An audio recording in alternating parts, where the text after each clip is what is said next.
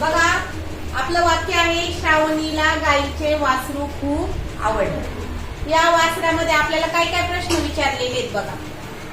अकारांत शब्द किती, आकारांत शब्द किती, एकारांत शब्द किती आणि उकारांत शब्द किती. तर आपण पहिला शब्द बघूया. श्रावणी शब्द आहे आणि या श्रावणी शब्दाचा अंत कशाने झालाय? श्रावणीला. ल मध्ये कोण आहे मग? ल अधिक आ आणि मग ला म्हणजे कशाने झालाय शेवट? अंत कशाने झालाय? आणि म्हणून श्रावणी हा शब्द कसा आहे? अकारांत आहे का आकारांत आहे? मग पहिला शब्द आपल्याला जो सापडलाय श्रावणीला तो कोणता आहे? आकारांत आहे. तो लिहून घेतला. अजून कोणते बघू आणि मग मोजू. आता दुसरा शब्द आहे बघा, गाईचे. गाईचे हा जो शब्द आहे याचा शेवट, याचा अंत छेनी झालाय. गाईचे. छे. च मध्ये कोण आहे? च मध्ये कोण आहे? ए. च हे व्यंजनेने हा स्वर आहे. मग याचा अंत कशाने झालाय? एनी. म्हणून तो शब्द गाईचे हा शब्द कोणता आहे? एकारांत आहे.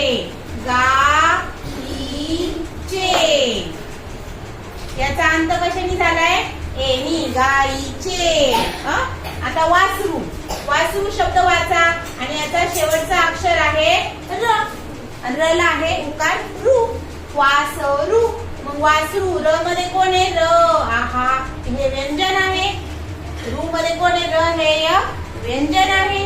आणि ऊ दुसरा ऊ आहे म्हणून ऊ आहे. ऊ हा स्वर आहे. मग वासरू हा शब्द काय आहे? कोणता अंत झालाय? त्यांनी ऊनी अंत झालाय म्हणून उकारांत शब्द कोणता आहे? वासरू. वासरू शब्दाचा अंत शेवट कशाने झालेला आहे? ऊनी झालेला आहे बघा. ऊ या स्वराने झालेला आहे. आता खूप. खूप या शब्दाचा अंत कशाने झालेला आहे? खूप. अंत म्हणजे शेवट. क मध्ये कोण आहे? क अधिक अ. खूप. प नंतर अ बोलला जातो आपोआपच. म्हणजे प मध्ये कोणता स्वर आहे? अ. त्या शब्दाचा अंत शेवट कशाने झालाय? अनी. म्हणून खूप हे कोणता अक्षर शब्द आहे? अकारांत शब्द आहे. खूप हा कोणता आहे? त्याचा अंत कशाने झालाय? अने. आता शेवटचा शब्द आहे आवडले. याचा अंत कशाने झालाय? ले.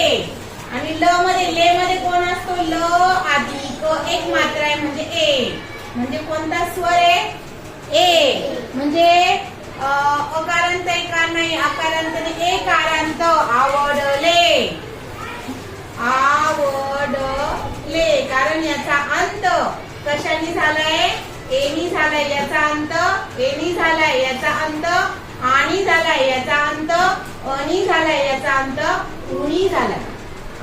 म्हणून बघा अकारांत शब्द किती? तर एक. आकारांत शब्द किती आहे? एक. अकारांत शब्द किती आहे? एक. आकारांत शब्द किती आहे? एक. एकारांत शब्द किती? एक आणि दोन. आणि उकारांत शब्द किती आहे? वासरू एवढं येतं. म्हणजे या शब्दामधले अंत असणारे शब्द आपण शोधून काढलेले. आणि ते किती आहे? कोणते?